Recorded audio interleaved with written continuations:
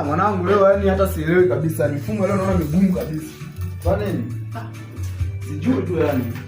Sasa weekend ndio siku ya kurefresh afu uelewe.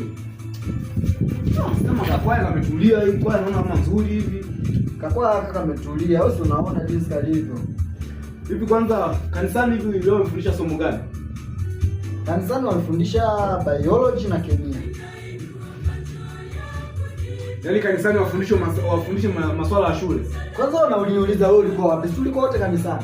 Sawa tulikuwa wote, ila mimi mambo yangu anaangalia pale ule mnanda wa mbele ule nilikuwa naangalia. Mnanda wa mbele. Kwani kulikuwa kuna nini? Wewe unaona wale wanakuwa wale kwa msichana mmoja hivi mzuri.